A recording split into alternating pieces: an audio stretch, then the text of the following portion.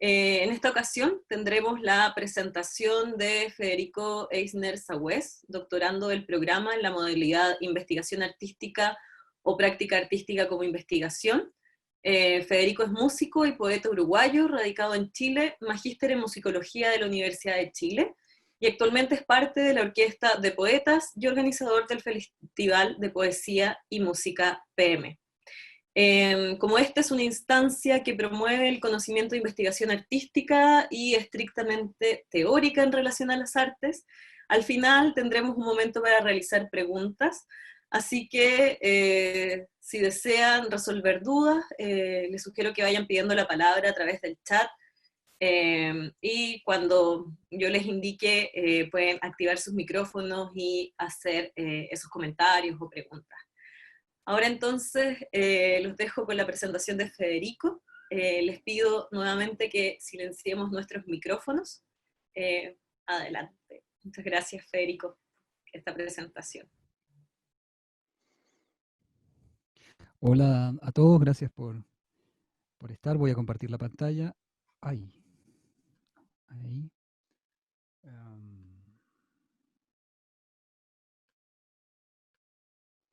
Ahí está. ¿Lo ven? Bueno, hace apenas poco más de 6 meses les contaba a algunas de ustedes y a algunos otros que no están hoy lo principal de mi investigación dedicada a la creación colaborativa de música, trayendo a la poesía sonora al ámbito de la música vocal experimental a través del vínculo dado por las prácticas vocales como un nuevo acercamiento desde la investigación artística para comprender las relaciones de la música con la poesía. Hace 3 meses, cuando recién comenzaba el confinamiento, presenté mi proyecto a mi comisión. ¿Quién diría que en este escaso tiempo nos habrían de ocurrir tantas cosas? En esa ocasión comencé reflexionando sobre lo que vivíamos en Chile, a lo que se superponía de pronto tan fuertemente la biopolítica. El estallido social había producido un profundo cuestionamiento artístico hacia mi investigación frente a la irrefrenable respuesta artística en los muros materiales y virtuales. ¿Qué podía compartir yo, dedicado a voces que apenas dicen, que sintonizara con el tenor de aquel momento o de este? Yo estoy convencido de que lo que hago desde hace ya años tiene una vocación frontalmente política, sin definirlo como arte político. ¿Por qué entonces debía ser más político ahora?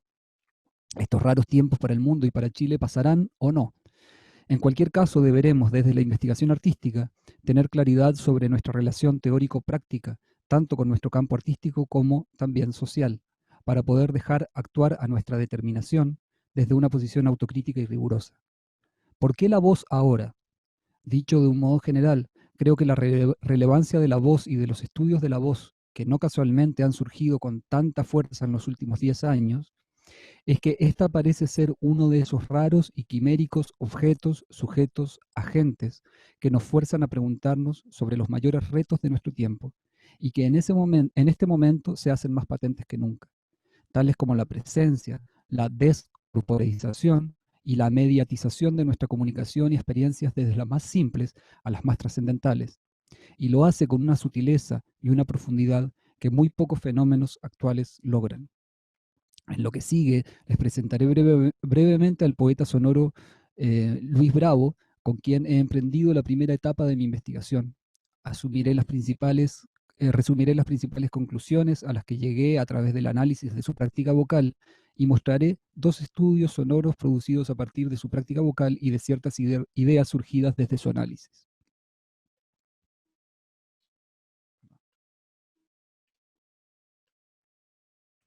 Ahora sí. Si comparamos la obra y trayectoria de Luis Bravo con aquellas de los y las artistas que han marcado la poesía sonora, es notorio su carácter marcadamente literario. Bravo es ante todo un poeta referente en la poesía uruguaya actual. Se lo requiere permanentemente para presentar libros, antologar y como investigador, pero el principal testimonio de ello son sus 10 libros de poesía desde 1984 hasta hoy. Libros que, con distintos niveles de experimentación en el lenguaje, se leen como tales. Luis Bravo es un poeta sonoro entre los poetas, o un poeta en la poesía sonora, casi una rareza que planteo como un eje central para comprender su trayectoria. Buena parte de la producción sonora de Bravo, sobre todo cuando es a partir de su propia poesía, es de un carácter más multimedial que experimental, en donde su poesía, puesta en voz, conserva en gran medida sus formas e inteligibilidad, colaborando con artistas que traen lo suyo y en que los roles se distingan claramente. Otro es el caso con el trabajo vocal de Bravo sobre textos de otros autores, en donde experimenta más con la voz a raíz de, o para, trabajar sobre textos que entran en tensión con el lenguaje y el significado. En 1988, el poeta visual uruguayo Clemente Padín se acercó al grupo de ediciones de Uno, del cual participaba Bravo, para reeditar su último libro verbal de 1969, Los Horizontes Abiertos. En la nueva edición se rescataron textos dispersos, entre los cuales estaba el único poema propiamente fonético de Padín, Descubrimiento del Fuego, una secuencia fónica que se va desarrollando desde la F en adelante. Puesto en voz como poema sonoro por Bravo, marcará buena parte de su trabajo fónico a través de 3 décadas, abriendo un acercamiento creativo de un modo más inter que multimedial. El trabajo sonoro sostenido sobre textos de otros autores se combina notablemente con otra práctica que marca Bravo, el trabajo colectivo. De sus 9 discos publicados, ninguno es en solitario, otra diferencia con la tradición de la poesía sonora.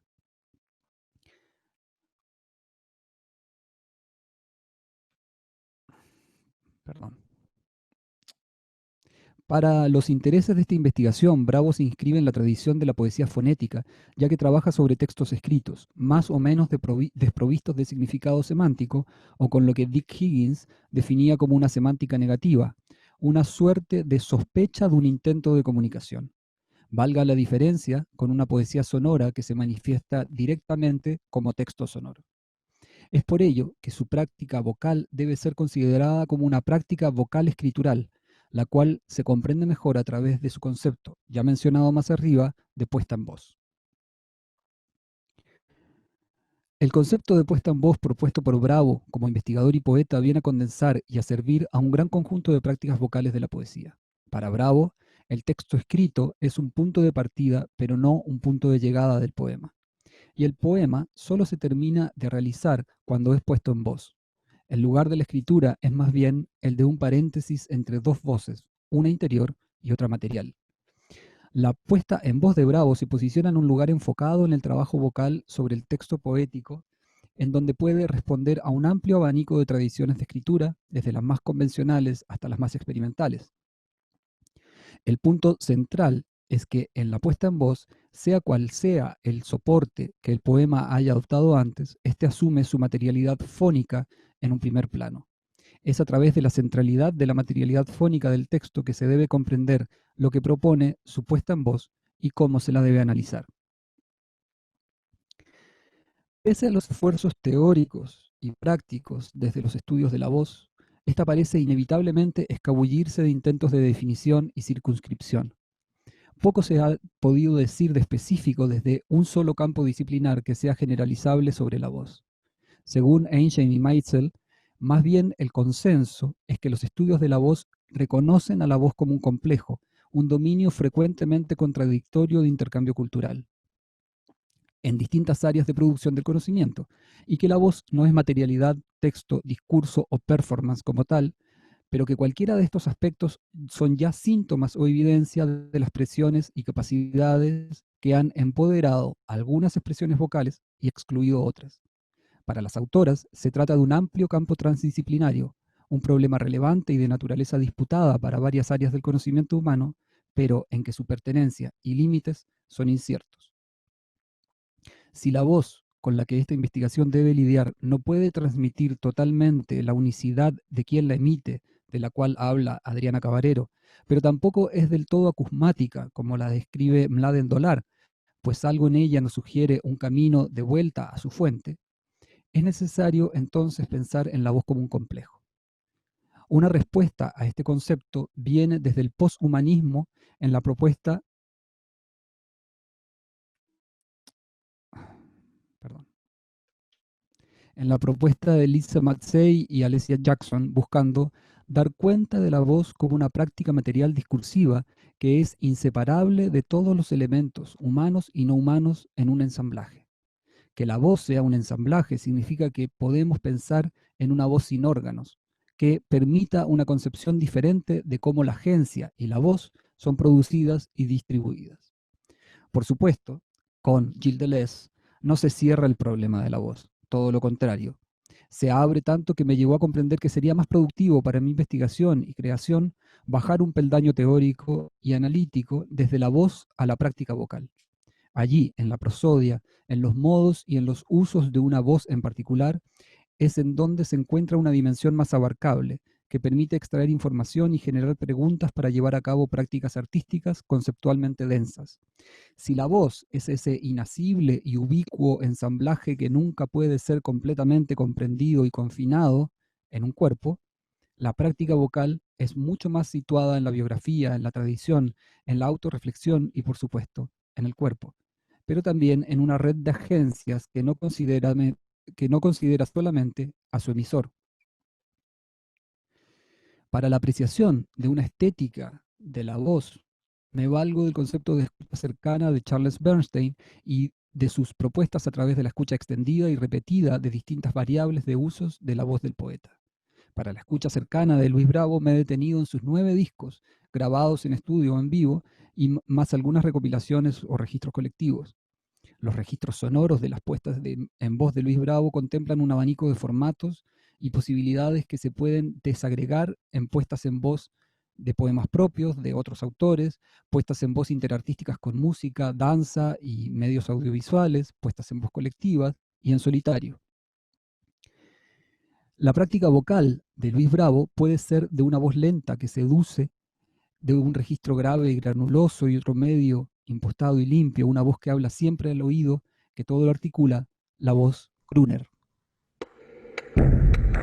Y si al caer el día sientes la arena del reloj, en vano discurrir durante incontables siglos, y nadie responde a tu presagio alrededor.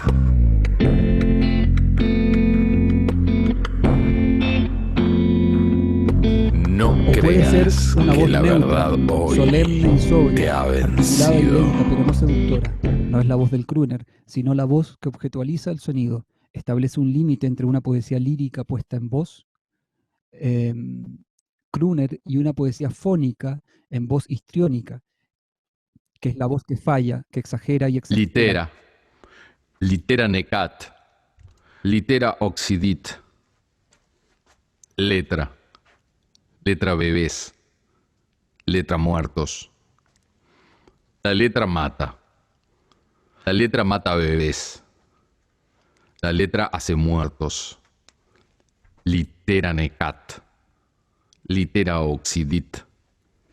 El otro caso, el de la voz histriónica, se corta y acentúa, en ocasiones con un registro rítmico semicantado, ni crooner ni neutro, más bien un recurso onomatopéyico musical, donde también interviene la cita musical como un ejemplo de lo que Bravo llama intervocalidad.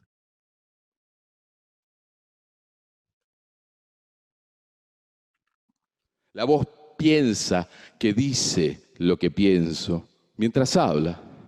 No sabe la voz que ya nada sabe y aún así fala y canta. Como si supiese. La voz cuerpo, no la tatuaje. La encarnada, digo. Au clair de la lune, mon ami Pierrot. La voz se imprimió por primera vez a punzón sobre papel ennegrecido con humo de lámpara. Su puesta en voz se desarrolla como un extenso muestrario de posibilidades y recursos vocales, a veces literales y mímicos entre las palabras y su enunciación, y a veces con decisiones arbitrarias que no se desprenden de lo sugerido por el texto. Grosso modo, Bravo utiliza una voz crooner para su poesía más lírica y una voz más teatral e histriónica para su poesía sonora, llena de recursos de dinámica, de modulación, de aire, de deconstrucción y resonancia. Esta es una práctica poética en sí misma, pero que no es estable en términos estéticos o de recursos sonoros, pendulando de lo lírico a lo concreto y de lo neutro a lo interpretativo. de la práctica vocal a la puesta en música. El análisis que he desarrollado de la práctica vocal de Luis Bravo contempló su escucha, su autorreflexión y su dimensión acústica. Desde allí emergieron una serie de conceptos y características nucleares de su práctica vocal, pero que, como la idea de ensamblaje indica, no pretenden fijarla en un conjunto definitivo de ideas. Hace unos pocos días tuvimos un breve diálogo con Luis. Yo dije, no sabes la cantidad de horas al día que paso contigo, con vos. Ni te imaginas. Luis respondió, qué locura. Yo, que trato de dejarlo y de ser otro, y vos, que te pasás horas con él. La respuesta de Luis a nuestro diálogo casual hace eco con la propuesta de considerar a la voz y su práctica como una red inestable y dinámica de agencias, que involucra también a mi propia agencia, con mis maneras de escuchar y mis intereses artísticos, a las tradiciones en las que se enmarcan nuestras prácticas y tecnologías que las median y las transforman. El corpus de las salidas electroacústicas de mi proyecto es una serie de estudios sobre el poema sonoro Descubrimiento del Fuego. La selección de este poema sonoro, en particular, se debe a que representa el trabajo fonético cero de Luis Bravo y que marca hasta hoy su práctica vocal. Su práctica allí es histriónica y expresiva, pero no es teatral ni arquetípica, no busca representar. No contiene intervocalidades evidentes, pero sin duda está en diálogo con la tradición más vocal de la poesía sonora, aquella que se relaciona e interactúa con la música vocal experimental y las técnicas vocales extendidas. Es una puesta en voz que se detiene en cada fonema, particularmente en los fricativos, no solo como acentuación, sino que también como impedimento a llegar o avanzar. Una puesta en voz en la que hay más que lo que está en el poema, pero también está dirigido por ese texto de partida, que por sus características, en este caso, es inevitablemente teleológica hacia la construcción de la palabra fuego.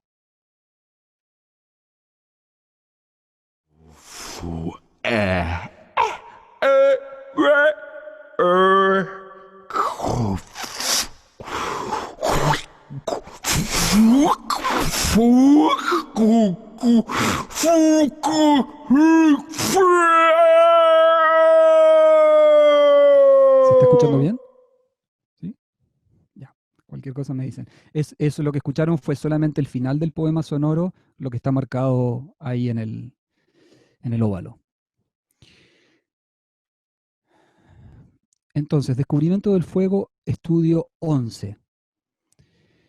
Al taxonomizar los 130 gestos vocales que identifiqué en Descubrimiento del Fuego, en el poema sonoro original, fue posible concluir que unos 45 gestos no son vocálicos o son sordos, lo que corresponde a un 27% del tiempo, una proporción no despreciable si consideramos que junto a los silencios o pausas suman un 44% total del tiempo del poema sonoro de partida en que no hay, teóricamente, voz, hay solo ruido y silencio. La discusión teórica sobre la voz no es clara sobre a qué se refiere la voz material o cuáles son sus límites y hasta qué punto se incluye en esa discusión todo lo que suena en ella.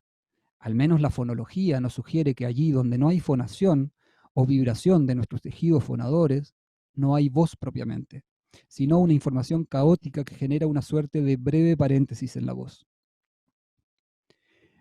Pero aquí ese paréntesis no es tan breve.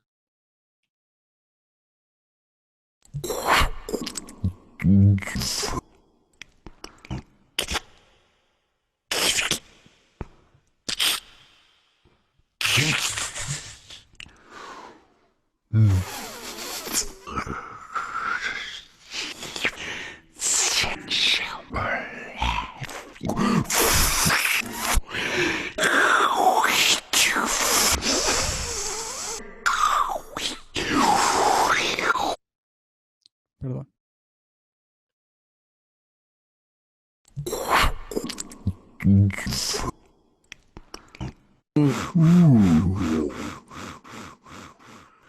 En estudio 11 es posible escuchar una reorganización de los gestos vocales del poema sonoro en una sencilla estructura. Gestos no vocálicos, gestos vocálicos y gestos superpuestos. Y es que estudio 11 permite percatarse de que los límites de la voz no son precisos. En ningún momento dejamos de escuchar a Luis Bravo, Ni tampoco escuchamos dos voces distintas cuando en la tercera parte se superponen los gestos vocálicos con los no vocálicos.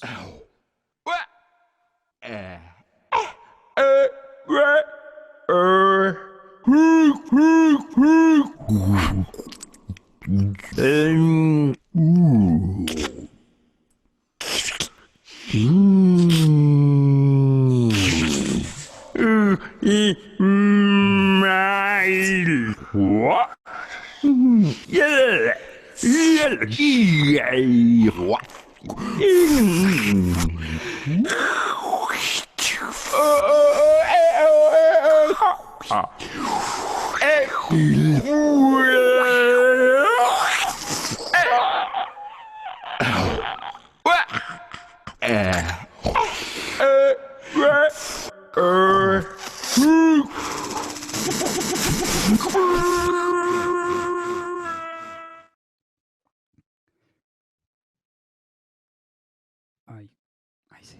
En la figura se pueden observar los gráficos de intensidad y el contorno de frecuencias de gestos vocálicos y no vocálicos o sordos, que suenan así.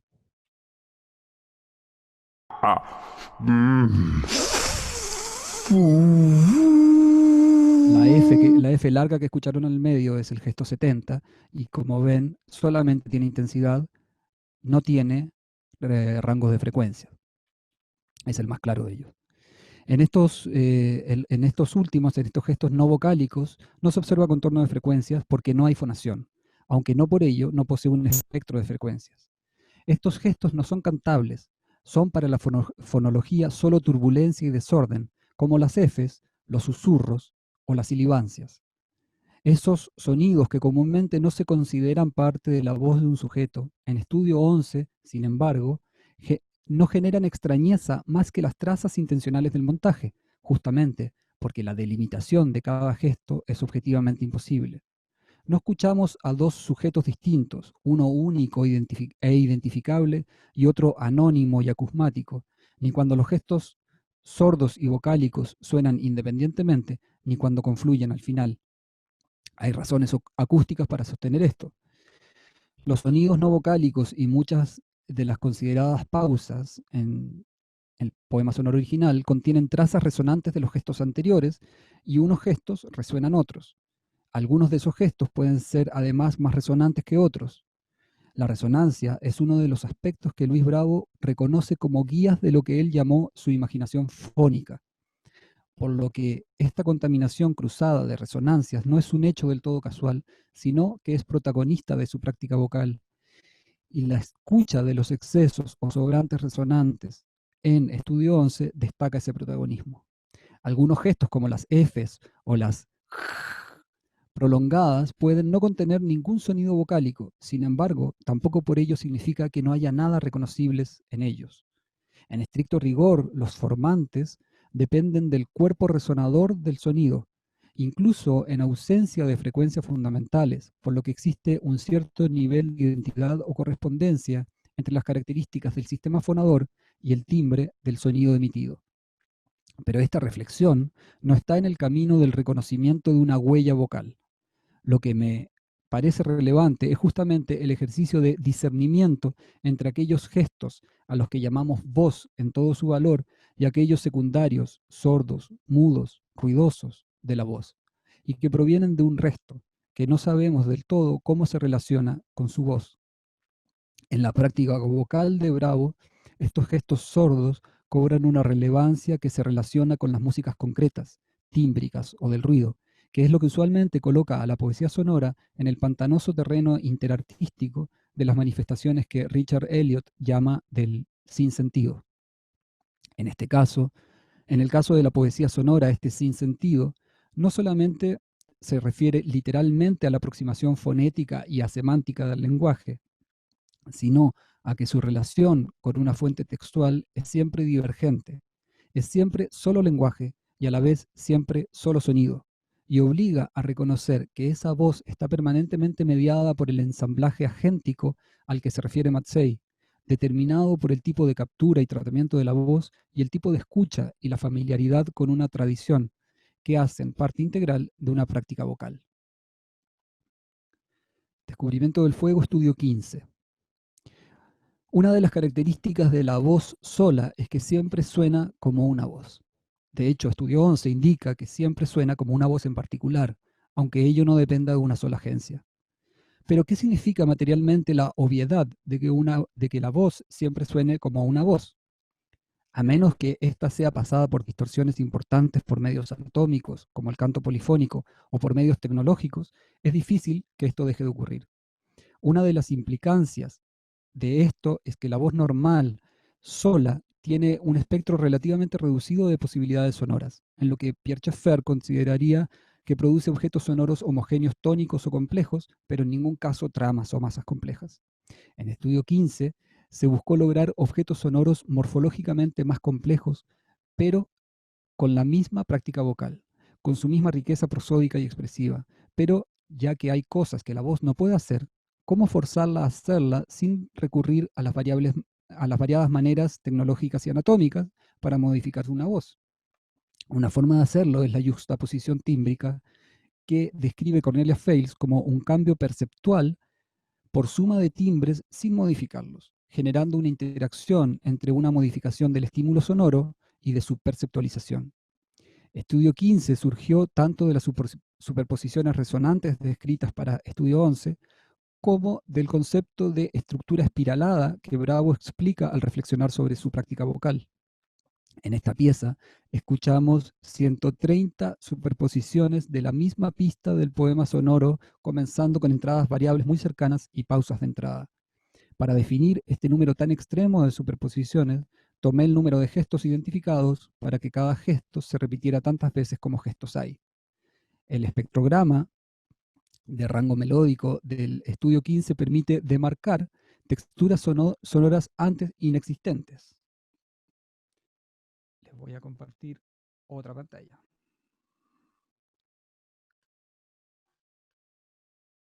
Ahí sí.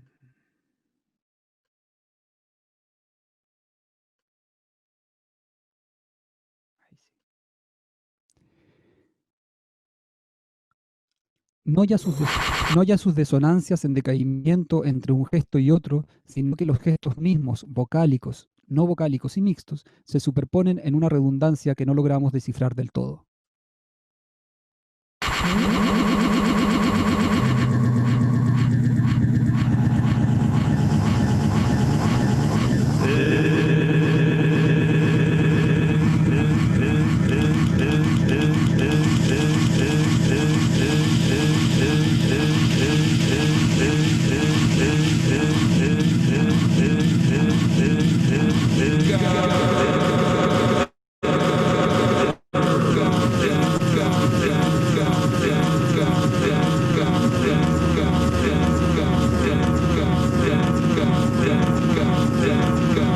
El efecto más relevante es la formación de nuevos objetos sonoros en el espectro grave y en el agudo. En el espectro grave es posible encontrar verdaderas masas complejas de sonido provocados por la superposición de breves gestos vocálicos. Y en el espectro agudo, a partir de brevísimos gestos vocálicos tipo falsete o de gestos no vocálicos fricativos y chirriantes, se producen gran cantidad de sonidos complejos e iterativos, como sirenas o otro tipo de sonidos muy agudos,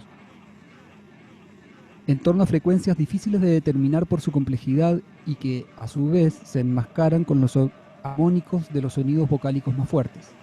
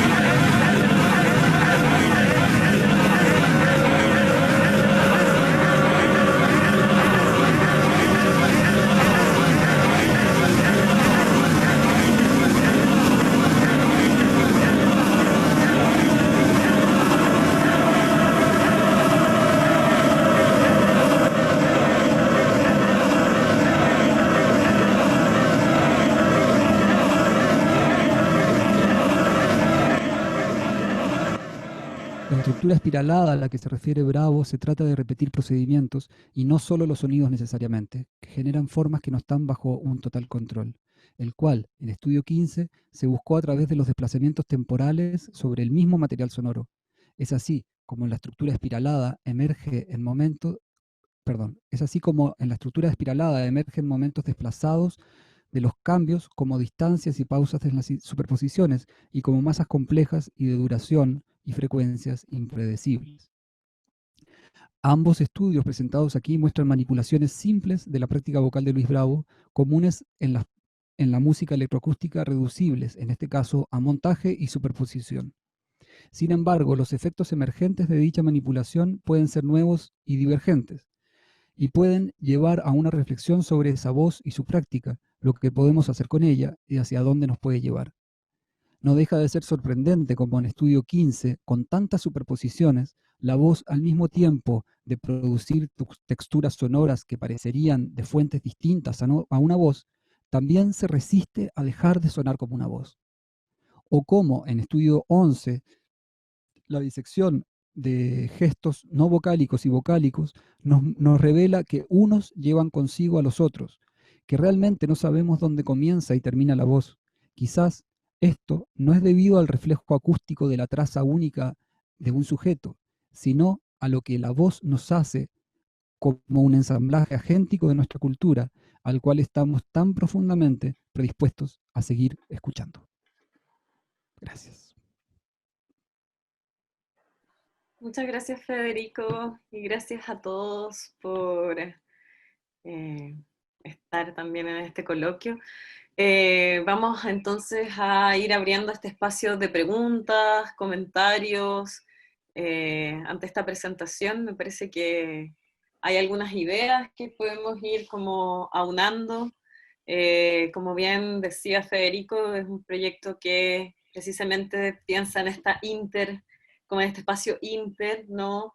De la voz, saliendo de esta noción absolutamente de logos, y trabajando particularmente desde la trayectoria del poeta sonoro Luis Bravo, que además tuvimos la oportunidad de conocer gracias al coloquio que organizaron los estudiantes de doctorado también durante el año pasado. Entonces creo que tenemos muchas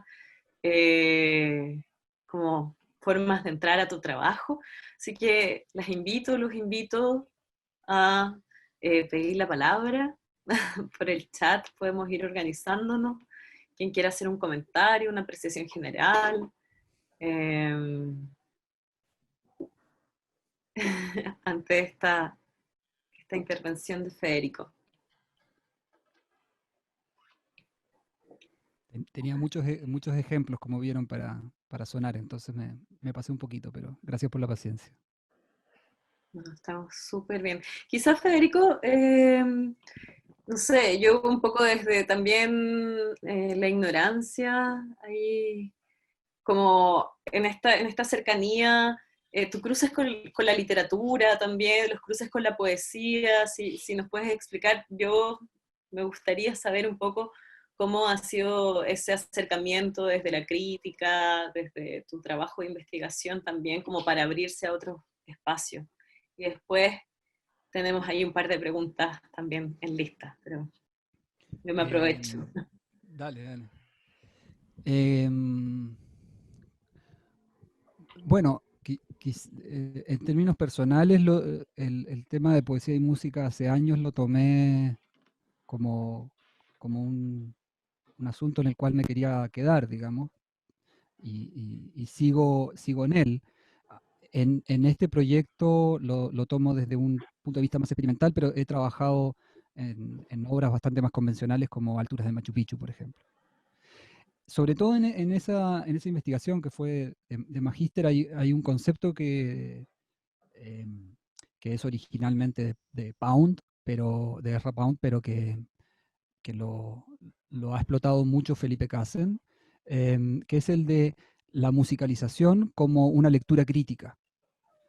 Como que se puede aplicar en cualquier ámbito interartístico. O sea, una obra sobre otra obra es una forma de crítica, no es solamente una forma de estetización, una nueva propuesta artística, no, es además una forma de hacer crítica en el más amplio sentido, ¿no? Y un poco, esa es, tú me preguntaste por la crítica, por eso me acordé de ese, ¿no? ¿Verdad? De ese, como, de esa propuesta, que es de las que más me interesa, ¿no? Hay una... Estos son campos relativamente marginales. La poesía sonora es más bien marginal de la literatura y del resto de las artes sonoras. Su relación con la música es compleja. Entonces también a través de esta cosa nueva y mixta de la investigación artística me interesa proponer otra forma de investigarla a partir de la creación, que para mí, como decía antes, es también un ejercicio crítico, ¿no? Hay, por supuesto, trabajo crítico teórico, pero yo creo que todavía falta mucho que decir sobre este tipo de prácticas y cómo, cómo la música se relaciona con otras prácticas artísticas sonoras. Perfecto, muchas gracias Federico. Claro, ahí nos amplías un poco esta relación entre creación y crítica. Interesante eso que, claro, dejas ahí como la idea de Felipe Cassen también, como dándonos vuelta. Tenemos ya algunas preguntas. Vamos a partir por José Manuel Izquierdo, que quiere preguntar, así que si José Manuel activa su micrófono, lo escuchamos. Sí, ¿se escucha? Sí. Ya. Federico, me gustó mucho la presentación y además que siento que es la primera vez, como que siento que la entendí, no sé si es la primera vez, siento que esta vez entendí mucho mejor qué es lo que quieres hacer. Como que siento que va a alguna parte que me pareció como muy llamativa, que creo que como que cuajó ese minuto que tiraste esa, como, esa estadística, no por la estadística, o sea, como por el número, como que dijiste, como 40 y tanto por ciento de esto en realidad no es lo que habitualmente definiríamos como voz, entonces, ¿qué es eso? Y cómo lo usamos. Creo que además el estudio como que lo mostró muy claro. Entonces, en realidad mi pregunta es bien concreta. Me gusta este formato de los estudios, lo encuentro muy musical, pero también, bueno, todas las artes tienen ese tema de estudio. Pero quisiera preguntarte ¿cuál es tu proceso de decisión para ver cada uno de esos estudios? O sea, ¿tenés una planificación de estos estudios, cómo se van construyendo uno tras otro? ¿Son fantasías, cuando son improvisaciones, vas tomando una decisión desde un elemento y aparece un nuevo estudio? Y en ese sentido, ¿cómo ves, o sea, hasta dónde llegan estos estudios? ¿Cómo te imaginas el estudio 50 de esta cuestión? ¿Sí? Excelente. No sé si llegaré, pero No. puede ser, puede ser. Hasta el momento, como hasta el estudio 9, fueron súper intuitivos, porque fueron parte de lo que trabajé para el proyecto, y donde no me puse como principios que los rigieran, ¿no? Puse a hacer experimentos un poco con las cosas que yo sé hacer, las herramientas electroacústicas que manejo, etc., ¿no? Casi que chorezas, digamos, técnicas. En esta etapa en la que estoy ahora, no, yo hice primero un análisis, lo que yo llamo el análisis de la práctica vocal de Luis Bravo, que involucra, eso yo creo que no quedó tan claro ahora, tenía mucho texto, pero que involucra la escucha cercana de muchas horas, mucha obra grabada de él, la escucha, las entrevistas o la autorreflexión de Luis sobre su propia práctica, y el análisis más bien acústico, de donde saco lo de los gestos, la cantidad de gestos que son vocálicos, que no son vocálicos, el espectrograma y todo eso, ¿no? Y con eso yo voy extrayendo ideas que para mí son como pregnantes de los problemas teóricos que estoy haciendo. Entonces, por ejemplo, a partir de la resonancia y la estructura espiralada, que son conceptos de él, de Luis, de su propia descripción de su práctica artística, ¿verdad? Me sirvieron como para modelar estos ejemplos que les mostré. pero también el cómo, lo que tú dijiste, ¿no? Esa estadística de tantos, casi la mitad de los gestos no son voz, eso sale del análisis acústico, ¿no? Entonces, por ejemplo, el estudio 11 dije, voy a separar, voy a hacer algo muy simple, voy a agarrar los gestos no vocálicos, los voy a poner primeros, todos pegados, a lo bruto. En la segunda parte, solo los gestos vocálicos, ¿no? Los vocálicos son los que tienen vocales, a todo esto, por si alguien está confundido con eso, ¿no? Los que tienen algún tipo de fonación de las cuerdas sonoras. Y al final los voy a poner superpuestos. Entonces surgen estos últimos en los que estoy trabajando de estas ideas, que salgo del análisis vocal, y por lo tanto podría llegar al estudio 50, pero tampoco, pero va a depender de la cantidad de ideas que vaya sacando, ¿no? Y que me sirvan para decir algunas cosas. Por ejemplo, para reflexionar sobre esto del ensamblaje agéntico, de la voz como una cosa más bien bocino órganos y todo eso.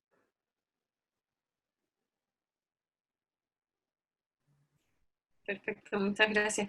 Tenemos en orden de palabras a Ignacio Churra, después a Carolina Larrea y finalmente a Andrés Grumman, así que ahí los dejo autoorganizarse. ¿Voy yo entonces? Ah, ya. Hola, Hola Nacho. a todos y todas. Hola, Fede. ¿Cómo estás? Felicitaciones. Me pareció muy interesante y como contundente tu propuesta, tu explicación, tu exposición.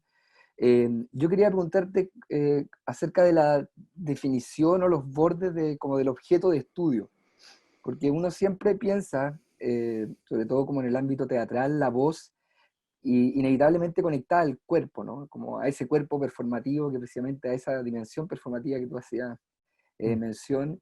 Y me acordaba a propósito de que veo a Luis Aro por ahí abajo en una clase Sí. que también trata el tema de la voz, que hablaba de una cierta noción de la voz como que no le pertenece a quien la emite solamente, sino que queda en el espectro, ¿no? Como en el aire. Entonces habría como otra posibilidad ahí que es como la voz desplegada, ¿no? Entonces veo por lo que tú planteas que básicamente el análisis está en el ámbito, no sé si sónico o...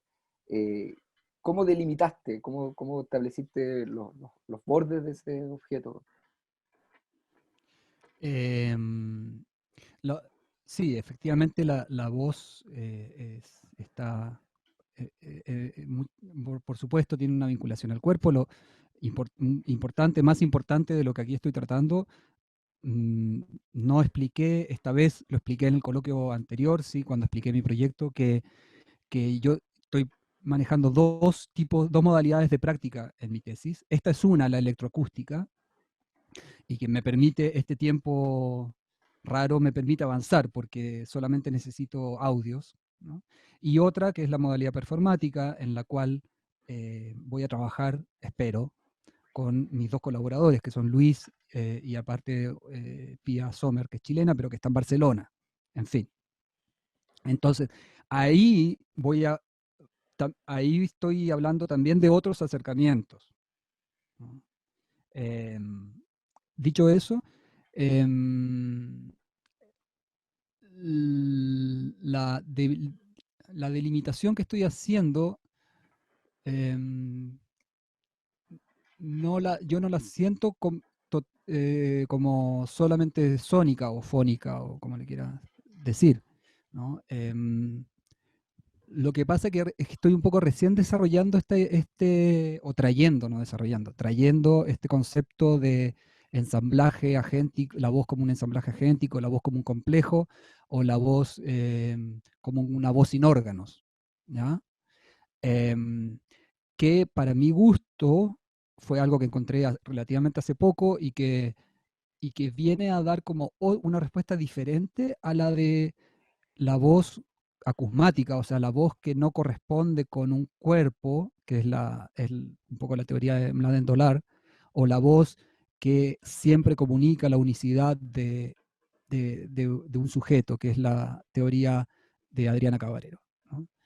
Entonces yo estoy como pensando en este ensamblaje agéntico. Entonces, en este caso se ve como muy presente en lo que yo presenté, como el análisis sónico, sonoro, o acústico, pero como dije antes, parte importante de los conceptos vienen directamente desde el discurso de Luis Bravo, y para mí eso está al mismo nivel, y también de la escucha cercana, o sea, de la cercanía que yo logro tener con su práctica vocal de más de 30 años, ¿no? De todo lo que puedo escuchar. Entonces, ¿cómo delimitar hasta dónde llega ese ensamblaje agéntico? Es algo que recién estoy como vislumbrando, ¿no? Por ejemplo, yo estoy trabajando con un audio que está publicado en un disco, que tiene ya tratamientos sonoros, tiene una reverberancia propia que no es natural de la voz, tiene un tipo de micrófono, un tipo de presencia, un tipo de cercanía con el micrófono. Ahí hay una mediación tecnológica que es parte de la pregunta de hasta dónde están los límites de este objeto de estudio, ¿no? Y también lo que consideramos culturalmente como tradición, lo que sabemos de esta tradición, de lo que se hace y de lo que no se hace, me parece igualmente relevante. Pero está claro que en esto que presenté hoy, y recién estoy como incorporándolos más en la argumentación, ¿no? Respuesta larga, pero espero haber dicho algo. Gracias, Nacho. Hola, Federico. Hola, Voy a Carolina. hacer esta pregunta también desde mi ignorancia.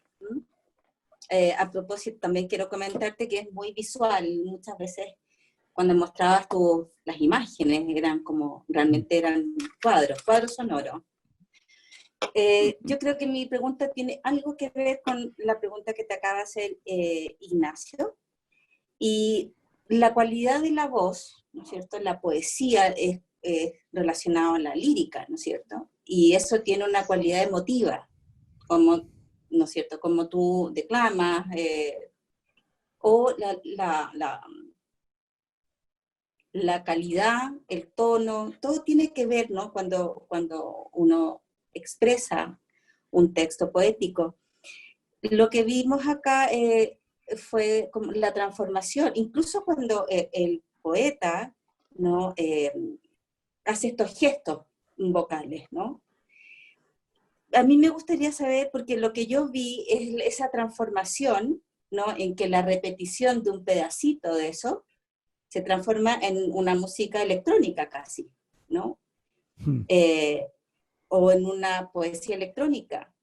Entonces me gustaría saber qué crees tú que en este proceso gana esa voz y qué cosas pierde esa voz en ese proceso de transformación. Sí, sí. Buena pregunta. Buena pregunta porque, así como dándole la vuelta mientras pienso, porque, porque involucra la pregunta de ¿por qué hacerle algo a ese poema sonoro? Digamos. Es súper bueno. No lo escucharon completo, por tiempo, no es muy largo en todo caso, ¿no? Pero ya es una obra sonora que está muy bien lograda, ¿no? ¿Y por qué hacerle algo?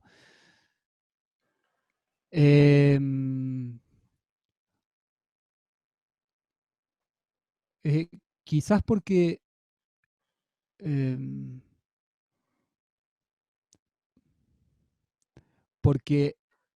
hay algo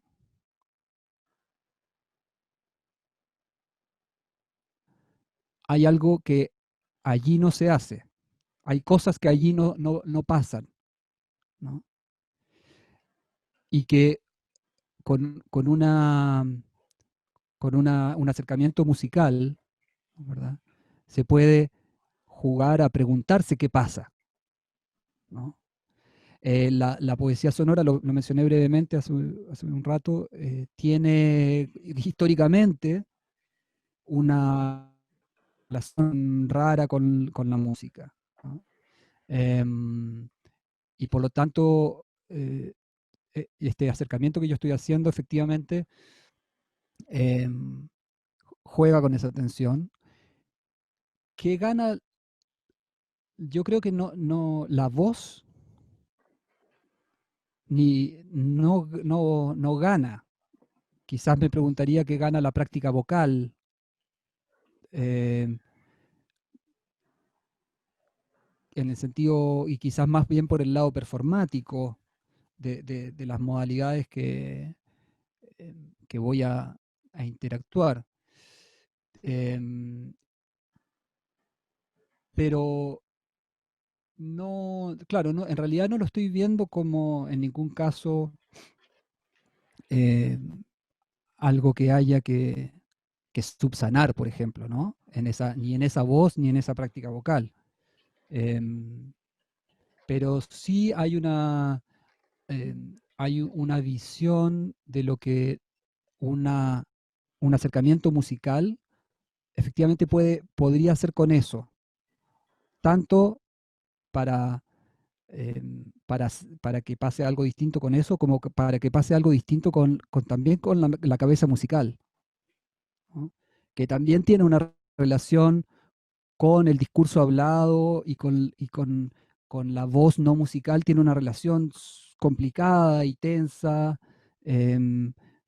que tiende a marginalizar las expresiones vocales experimentales o demasiado experimentales, ¿no? Entonces, estoy improvisando, pero creo que los que ganamos somos nosotros, no la voz, ni la práctica vocal. Creo que los que podemos ganar somos nosotros en este acercamiento, para darnos cuenta de pequeñas cosas como las que yo estaba mencionando, ¿no? Que la voz que, que no es vocálica sigue sonando como la misma voz. ¿Por qué? Si se supone que no. ¿Mm? ¿O qué pasa? ¿Qué pasa cuando esta voz se superpone en unos gestos con otros demasiado cerca y chocan y producen, por ejemplo, para ti dijiste música electrónica o algún tipo patrones, ¿no es verdad? Entonces creo que los que ganamos somos nosotros.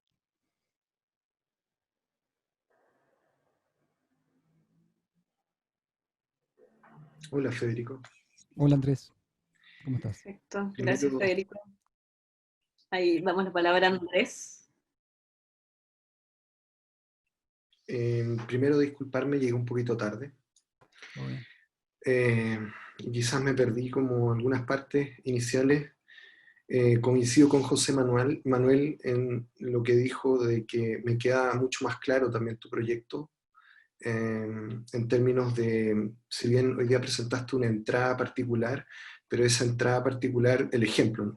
Está inundado de distintas perspectivas que permiten también comprender la profundidad con la cual has ido trabajando un marco teórico por un lado, pero al mismo tiempo, como bien lo defiendes, y estoy totalmente de acuerdo contigo, la profundidad que te entrega la escucha de ese ejemplo, de ese conjunto de ejemplos, a propósito también de lo que Luis menciona, la resonancia y la estructura espiralada, ¿no? Como dos conceptos que son evidentemente clave desde el creador para poder definir y en el caso tuyo también analizar su trabajo, ¿no es cierto? Sí. Eso en una primera instancia. Por otro lado, Ignacio más o menos ya hizo una pregunta similar a la que yo estaba planteando desarrollar, porque efectivamente con Luis Aros estamos trabajando también el problema de la voz desde una perspectiva, tú mismo lo mencionaste, más dolariana, en este sentido, ¿no? de las referencias que tú estabas entregando, ¿no? Más desde esa perspectiva, pero trasciende ese asunto. Y siento también que Carolina Larrea, con su pregunta, que me pareció súper interesante, igual que a ti, esta idea de qué gana y qué pierde la voz, ¿no? Yo por lo menos brevemente en otras culturas, por ejemplo, cruzando la cordillera en Argentina, lo que ganó la voz con este tipo de tratamiento es la creación de un área que se llama artes electrónicas. Que no es solo música electrónica, sino artes electrónicas, digamos, en su totalidad. Pero igual quisiera como pensar junto a ti y que conversáramos un segundo a ver si tienes alguna idea justamente en eso que dijiste, hay algo allí que no se hace, hay algo allí que no pasa, que intuiste como en esa respuesta que le estáis entregando a la profesora Larrea, ¿no es cierto?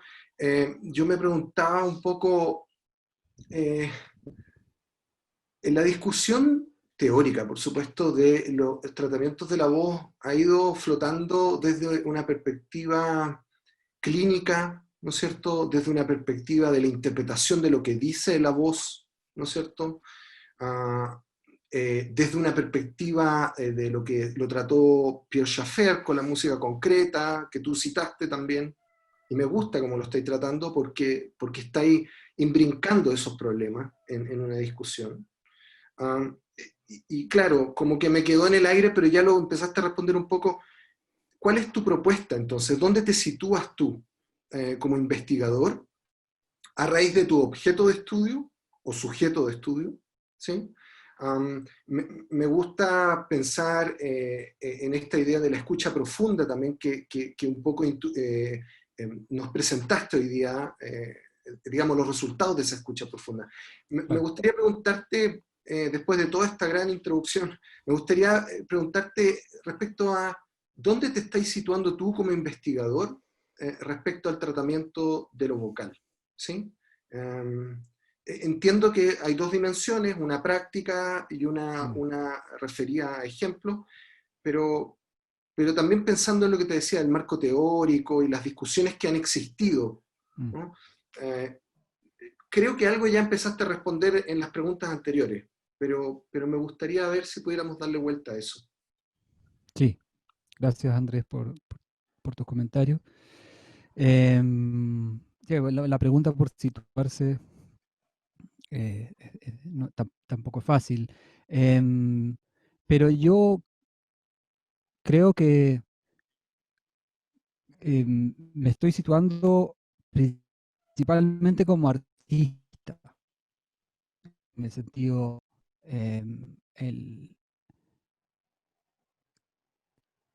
donde todas estas discusiones teóricas a las cuales más o menos el acuerdo es que no hay un total acuerdo, como comentaba antes sobre la voz, me parece que vienen a alimentar un interés por una práctica en mí, pero no estoy buscando ordenar esa discusión o tomar partido o hacer realmente por ahora un aporte en esa discusión. Con eso me refiero a cómo me estoy parando, primero que nada, como estudiante de doctorado, se podría decir, de una cosa muy terrenal, ¿no? Yo entré a este doctorado, se lo he dicho a Daniel y a otros, Daniel es mi profesor guía, yo entré por la investigación artística, o por la práctica artística como investigación, ¿no? O sea, estoy acá por eso y no hubiera hecho otro tipo de investigación doctoral si no hubiera tenido esta oportunidad. Entonces, lo que me pasa a mí es que, habiendo yo tomado este tema desde hace mucho tiempo atrás, el tema poesía y música en general, en el momento en que yo dije, quiero ahora trabajar más o menos de esta forma, como lo estoy haciendo, con poesía sonora, desde la música, dije, podría pensar muchas cosas que las cruzan, etc. Pero para mí es inevitable hablar de la voz cuando hacemos este cruce entre poesía sonora y música. Entonces, para mí la voz es una exigencia de las prácticas con las que yo estoy eligiendo meterme. Y por eso te digo que mi aproximación es muy como artística o creadora, digamos. Entonces, siento que la voz es como un imperativo de estas prácticas que me están diciendo, considérame porque si no,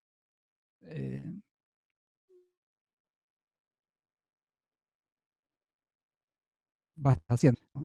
Y creo que como de vuelta de eso, efectivamente estas prácticas pueden colaborar a dar ciertas respuestas sobre esta discusión más general sobre la voz, ¿no? Pero no estoy buscando posicionarme como en la discusión de la voz y ordenar esa discusión. No sé si te respondí algo. Bien. Bueno, muchas gracias, Federico. En honor al tiempo, que siempre, a pesar de estar en la vida virtual, nos apremia.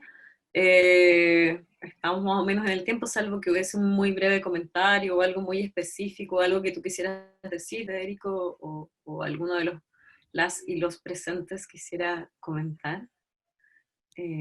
Solo muchas gracias por los comentarios. Espero no haberme dado demasiadas vueltas. Está bien.